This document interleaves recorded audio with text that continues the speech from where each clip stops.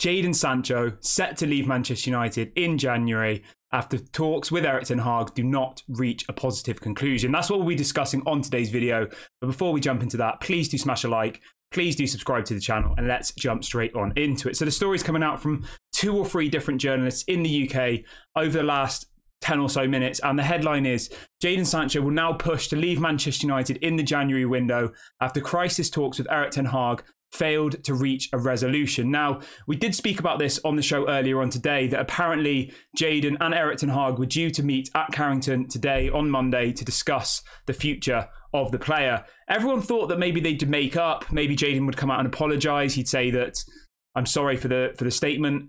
Jadon Sancho's statement is still up there. It hasn't been removed. His statement that he put out 8 days ago is still the pin post at the top of his Twitter feed. Now, we know that a bid from Saudi Arabia didn't materialise and that Sancho was apparently open to the move, but they were after a loan deal which Manchester United were not interested in. Manchester United wanted around £50 million in order to sell Jadon Sancho. You know what? I think that it's 100% the right decision. I do. I think that Jadon Sancho should leave Manchester United. It hasn't worked out.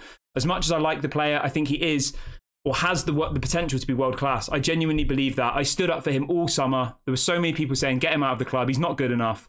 But I said, he's 23 years of age. He's still very young. He still has a lot of time left in him. Imagine if we had sold him to someone like Tottenham or Chelsea in the summer, and then at 25, 26, he's one of the best players in the Premier League. It's happened to Manchester United so many times, and I just didn't want to repeat what we've done in the past and go over old mistakes. But I do think after this latest situation with Erik ten Hag, there's no way back for Jadon Sancho, you know? You cannot go out in public against your manager. You can't, especially not on Twitter. That is just so childish. And you can't then leave it pinned on your page for 8 days. That's not the right way to go about things. And obviously, there was some hope amongst the fan base that they would have these talks today, Jadon and Erik ten Hag, and that they would reach a sensible solution. But the story coming out in the last 10 minutes is that that hasn't happened and he will now look to leave. In fact, the exact word is he will push to leave in January. So he's not looking to. He's going to really, really push to get out of this club. Now, this brings us into the interesting part. Where do we think Jadon Sancho could go? That's the big question, because for me, it's a difficult one. I think the most likely option would be a loan with an obligation to buy in the summer. So it might be that he maybe even looks at going back to Dortmund. I think that would be a good move for him.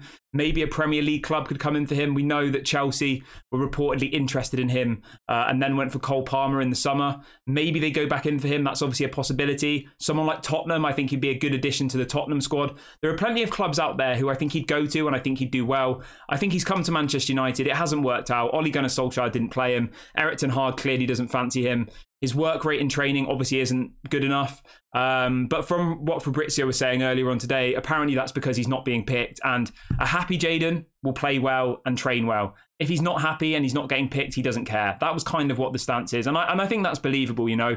You see people like Pellistri, you see people like Wan-Bissaka who are on the fringe of the squad and they're working hard every single day to get into that team. Wan-Bissaka got into that team. We now look like Pellistri is going to get game time because of the Antony situation. Jadon Sancho, he doesn't get picked and he doesn't train properly, and then he doesn't even get picked to sit on the bench. It's not what you want at Manchester United. I know it's a bit of an old school approach to things, but for me, as soon as you do that to your manager, as soon as you lose the respect of the dressing room, you lose the respect of the fans and the manager, you have to go. And you know what? I'm just not sure why the player thinks he has the right to respond publicly. I don't get that whatsoever. On Twitter and leave it pinned. I know people will say you're making a bigger deal out of it than it is, but we don't need that around Manchester United. It's toxic enough as it is. And I think this is 100% the right decision for Manchester United to part ways with Jadon Sancho in January, probably on loan. If we can get money for him then, great, let him go. That probably won't happen though. I think it would be a loan with an obligation to buy. Now, I want you to let me know in the comment section below what you would do with Jadon Sancho. Where do you think would be the best option? Where do you think he should go? Do you think it would be a loan? I'm going with a loan with an obligation to buy. I think that's the most likely option. But do let me know in the comment section. I love to see what you guys have to say.